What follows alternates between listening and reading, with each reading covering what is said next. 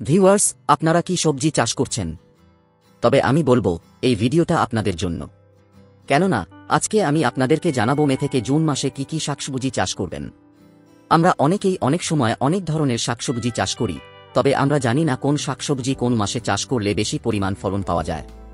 তাই আজকে আমি আপনাদেরকে জানাবো কোন কোন শাকসবজি মে থেকে জুন মাসে চাষ করলে বেশি পরিমাণ ফলন পাবেন। তবে চলুন ভিউয়ার্স, মূল ভিডিওতে চলে যাই। আপনারা মে থেকে জুন মাসে মিষ্টি কুমড়াটা চাষ করতে পারেন। মে থেকে জুন মাসে যেই শাকসবজি চাষ করলে বেশি পরিমাণ ফলন পাবেন, তার মধ্যে মিষ্টি কুমড়া অন্যতম। মিষ্টি কুমড়া চাষ করার আগে অবশ্যই জমিটা খুব ভালো করে চাষ দিয়ে নেবেন। আপনারা যে কোনো মাটিতে মিষ্টি কুমড়াটা চাষ করতে পারেন, তবে অবশ্যই চেষ্টা করবেন দোআঁশ থেকে বেলে দোআঁশ মাটিতে মিষ্টি কুমড়াটা চাষ করতে। এতে করে মিষ্টি কুমড়ার ফলনটা বেশি পাবেন। আপনারা যে কোনো ধরনের বীজ লাগিয়ে দিতে পারেন, তবে অল্প সময়ে বেশি পরিমাণ ফলন পেতে অবশ্যই হাইব্রিড জাতের মিষ্টি কুমড়াটা চাষ করবেন। বীজ লাগিয়ে দেওয়ার আগে অবশ্যই 16 থেকে 24 ঘন্টা পানিতে ভিজিয়ে রাখবেন। এতে করে মিষ্টি কুমড়ার বীজগুলো খুব সহজে অঙ্কুরোদ্গম হবে। মিষ্টি কুমড়া গাছের বয়স যখন 15 থেকে 20 দিন হবে, তখনই অল্প পরিমাণ করে জৈব সার দিবেন। এতে করে গাছগুলো খুব দ্রুতই বড় হবে। মিষ্টি কুমড়ার ফলন বেশি পেতে অবশ্যই গাছে মাচা দিয়ে দিবেন। ভিউয়ার্স, আপনারা এই সময় চাউ কুমড়াটাও চাষ করতে পারেন। মে থেকে জুন মাসে যে শাকসবজি চাষ করার সিজন, তার মধ্যে চাউ কুমড়া অন্যতম। তাই অবশ্যই আপনারা এই সময় চাউ কুমড়াটা চাষ করবেন। আপনারা যে কোনো মাটিতে চাউ কুমড়া চাষ করতে পারেন, তবে উর্বর দোআঁশ মাটিতে চাষ করলে বেশি পরিমাণ ফলন পাওয়া যায়। চাউ কুমড়ার বীজ লাগিয়ে দেওয়ার আগে অবশ্যই 12 থেকে 14 ঘন্টা পানিতে ভিজিয়ে রাখবেন। এতে করে বীজ থেকে খুব সহজে এবং অল্প সময়ে চারাগুলো অঙ্কুরোদ্গম হবে। তাই অবশ্যই বীজগুলো ভিজিয়ে রাখবেন। আপনারা যে কোনো জাতের চাউ কুমড়া চাষ করতে পারেন। আমি নিজে লাল তীরের বীজগুলো চাষ করে থাকি।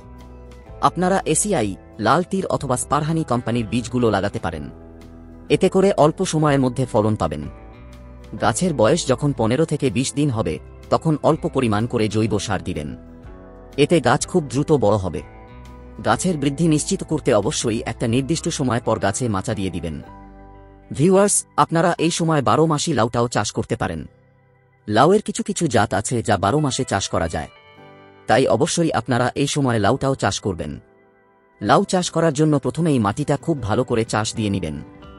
আপনারা তবে সিমেন্টের বস্তায় অথবা বাড়ির আঙ্গিনায়ও লাউটা চাষ করতে পারেন। লাউ চাষ করার জন্য অবশ্যই দোআঁশ থেকে বেলে দোআঁশ মাটি নির্বাচন করবেন। এতে লাউয়ের ফলন বেড়ে যাবে। লাউয়ের বীজ লাগিয়ে দেওয়ার আগে 12 থেকে 15 ঘন্টা পানিতে ভিজিয়ে রাখবেন। এতে চারা অল্প সময়ের মধ্যে অঙ্কুরোদ্গম হবে। গাছের বয়স যখন 20 থেকে 25 দিন হবে, তখন অল্প পরিমাণ করে জৈব সার দিবেন। এতে গাছগুলো টাটকা এবং সতেজ থাকবে। তাই অবশ্যই ভিউয়ার্স, আপনারা নিয়মিত গাছে পর্যবেক্ষণ করবেন। ভিউয়ার্স, আপনারা মে থেকে জুন মাসে শশাটা চাষ করতে পারেন। বছরের অন্যান্য সময়ের তুলনায় এই সময় আপনারা শশার ভালো একটা ফলন পাবেন। তাই অবশ্যই আপনারা এই সময় শশাটা চাষ করবেন। আপনারা তবে সিমেন্টের বস্তায় বাড়ির আঙ্গিনায় শশাটা চাষ করতে পারেন। আপনারা অবশ্যই হাইব্রিড জাতের শশাটা চাষ করবেন। আমি এখানে লাল তীরের শশাটা চাষ করছি। এই জাতের শশা চাষ করলে মাত্র 35 দিনে ফলন পাবেন। আপনারা যে কোনো মাটিতে শশা চাষ করতে পারেন, তবে দোআঁশ মাটিতে চাষ করলে বেশি পরিমাণ ফলন পাবেন। শশার বীজ লাগিয়ে দেওয়ার আগে অবশ্যই 2 থেকে 4 ঘন্টা পানিতে ভিজিয়ে রাখবেন। এতে অল্প সময়ে বীজ থেকে চারা গজাবে। তাই অবশ্যই বীজগুলো ভিজিয়ে রাখবেন। গাছের বয়স যখন 10 থেকে 12 দিন হবে, তখনই কিছু পরিমাণ সার দিবেন। এতে চারা খুব দ্রুত বড় হবে। আপনারা এই সময় ঝিঙ্গাটা চাষ করতে পারেন। আপনারা যে কোনো ধরনের মাটিতে ঝিঙ্গা চাষ করতে পারবেন, তবে উর্বর পলি মাটিতে চাষ করলে বেশি পরিমাণ ফলন পাবেন। তাই অবশ্যই উর্বর পলি মাটিতে ঝিঙ্গাটা চাষ করবেন। আপনারা যে কোনো জাতের ঝিঙ্গা চাষ করতে পারেন, তবে এসিআই, লাল তীর অথবা স্পারহানি কোম্পানির বীজ লাগালে বেশি পরিমাণ ফলন পাবেন। বীজ লাগিয়ে দেওয়ার আগে 10 থেকে 12 ঘন্টা পানিতে ভিজিয়ে রাখবেন। এতে বীজ থেকে অল্প সময়ের মধ্যে চারাগুলো অঙ্কুরোদ্গম হবে।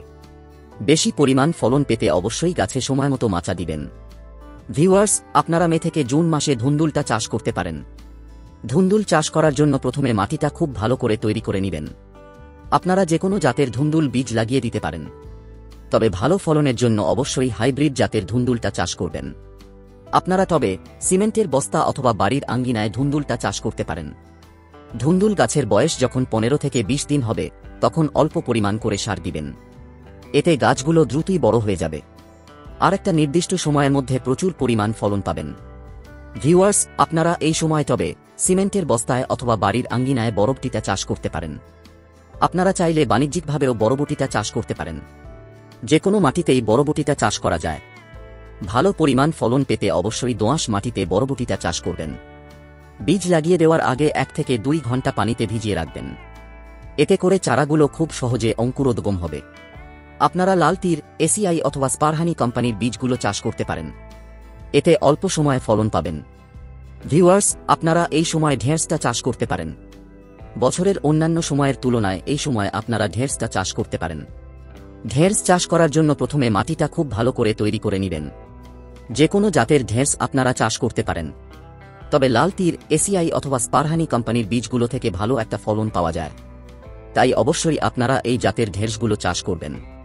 বীজ লাগিয়ে দেওয়ার আগে অবশ্যই 16 থেকে 24 ঘন্টা পানিতে ভিজিয়ে রাখবেন। এতে অল্প সময়েই বীজ থেকে চারা গজাবে। আপনারা তবে সিমেন্টের বস্তায় অথবা বাড়ির আঙ্গিনায় ঢেঁড়সটা চাষ করতে পারেন। গাছের বয়স যখন 12 থেকে 15 দিন হবে, তখন অল্প পরিমাণ করে সার দিয়ে দিবেন। এতে গাছ থেকে খুব দ্রুতই ফলন পাবেন। আপনারা এই সময় করলাটাও চাষ করতে পারেন। দোআঁশ থেকে বেলে দোআঁশ মাটিতে আপনারা করলা চাষ করবেন। করলার বীজ লাগিয়ে দেওয়ার আগে অবশ্যই 12 থেকে 14 ঘন্টা পানিতে ভিজিয়ে রাখবেন। এতে অল্প সময়ে বীজগুলো অঙ্কুরোদ্গম হবে। গাছের বয়স যখন 15 থেকে 20 দিন হবে, তখন অল্প পরিমাণ করে সার দিবেন। এতে গাছ দ্রুত বড় হবে আর একটা নির্দিষ্ট সময়ের মধ্যে ভালো পরিমাণ ফলন আসবে। আপনারা এই সময় চিচিঙ্গাটাও চাষ করতে পারেন। যে কোনো মাটিতে চিচিঙ্গা চাষ করা যায়। তবে অবশ্যই চেষ্টা করবেন দোআঁশ থেকে বেলে দোআঁশ মাটিতে চিচিঙ্গাটা চাষ করতে। এতে ফলনের পরিমাণ বেশি পাওয়া যায়। তাই অবশ্যই আপনারা দোআঁশ থেকে বেলে দোআঁশ মাটিতে চিচিঙ্গাটা চাষ করবেন। আপনারা যে কোনো জাতের বীজ চাষ করতে পারেন। তবে আমি সাধারণত লাল তীরের চিচিঙ্গাটা চাষ করে থাকি। এই জাতের বীজ থেকে ভালো একটা ফলন পাওয়া যায়। ঠিকঠাক মতো পরিচর্যা করলে 35 থেকে 50 দিনের মধ্যে চিচিঙ্গার ভালো একটা ফলন পাওয়া যায়। তাই অবশ্যই আপনারা এই সময় চিচিঙ্গাটা চাষ করবেন। আপনারা এই সময় লাল শাক, পালং শাক, মূলা শাক, ধনিয়া চাষ করতে পারেন। এছাড়া আপনারা মরিচটাও চাষ করতে পারেন। এই সকল শাকসবজি চাষ করা খুবই সহজ। আপনারা খুব সহজে এই সকল শাকসবজিগুলো চাষ করতে পারেন। ভিউয়ার্স, আমি আশা করি আপনাদেরকে বোঝাতে পেরেছি মে থেকে জুন মাসে কি কি শাকসবজি চাষ করবেন। আপনারা এই সময় যদি এই সকল শাকসবজিগুলো চাষ করেন, তবে বাম্পার একটা ফলন পাবেন। আপনারা এই সময় অবশ্যই এই সকল শাকসবজিগুলো চাষ করবেন। শাকসবজি চাষ সম্পর্কে যদি আপনাদের কোন মতামত জানার থাকে, তবে অবশ্যই কমেন্ট বক্সে কমেন্ট করবেন। আর নতুন নতুন সুন্দর সুন্দর কৃষিভিত্তিক ভিডিও পেতে অবশ্যই সাথে থাকবেন। সবাই ভালো থাকবেন, সুস্থ থাকবেন, এই কামনা করে আজকের মতো বিদায় নিচ্ছি। দেখা হবে আগামী কোন নতুন ভিডিওতে।